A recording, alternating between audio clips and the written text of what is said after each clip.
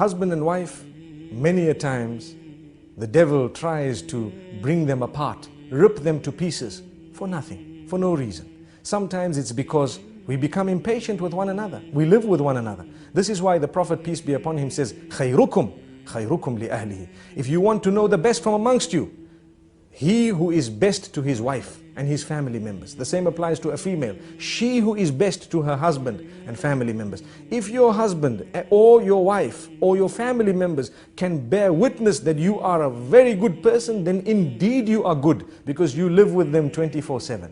What's the point of your neighbors and your workmates and others thinking, wow, what a gorgeous man, what a lovely person he is? That's because you go to work, you smile, because you're being paid to smile. You work so nicely, you're so kind to your bosses and everyone because you're being paid to do that.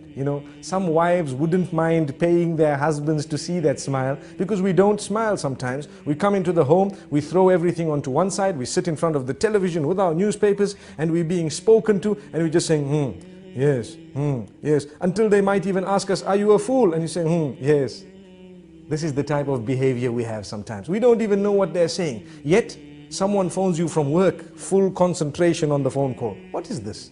Is this not a double standard relation? Did we not understand that we are working in order to enjoy our life, our married life? We are not married in order to enjoy our working life. People have turned the tables. And this is why if your work is coming and interfering with your marriage, you'd rather leave your work than to end your marriage. We need to know this. Because if we are going to leave our marriages in order to make our work work, we will end up leaving every marriage we are in. No one wants to marry a person who's married to his job. We ask the Almighty to grant us understanding.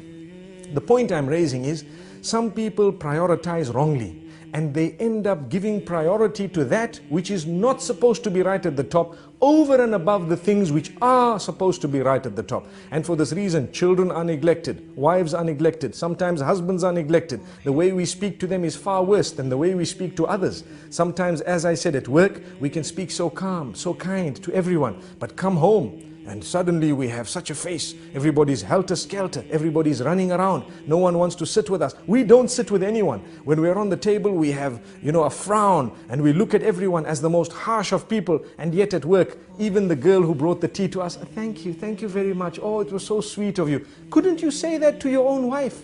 Thank you very much. It was so sweet of you. Sometimes we have these examples can go on and on. But the point being raised is, we need to make an effort to try and build the relation. Relations are built. They don't just happen. They are built. And it's like a little plant. You have the seed. The more you water it, the better it will grow. Sometimes you add a little bit of fertilizer and you find it will grow better. The fruit from it will become, or will be, of a far more superior quality. So you need to know, in the same way you're ready to put fertilizer there, sometimes a little rose can do a lot of positive, within the home. And yet we haven't ever done that.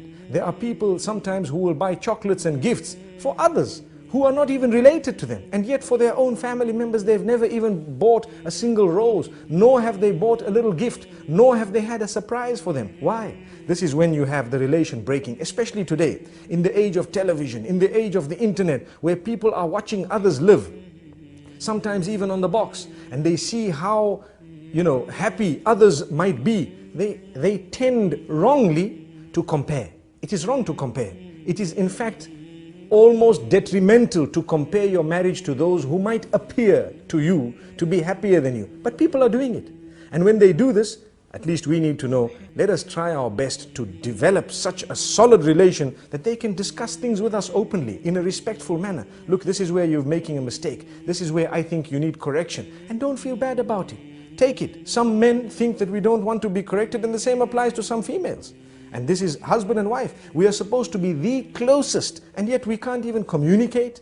If that is the case, we're wrong. We then have husbands who threaten and continue to threaten. What do they say? No, if you tell me this, I'm going to send you home. What type of a relation do we expect there? She has a right to highlight it, and you need to think about it. This is the closest person to you telling you that I think you need attention. And if they are really thinking that, then you probably do need that attention. Or you need to engage them in discussion and convince them why you don't need that. But you don't just dish out commands. I don't even have time. I don't have time to talk to you. I don't have time. Come the weekends, we're sitting with our friends. Well, why did you get married? You have a wife, you have children. These are the first order of your friends. This is the most intimate circle.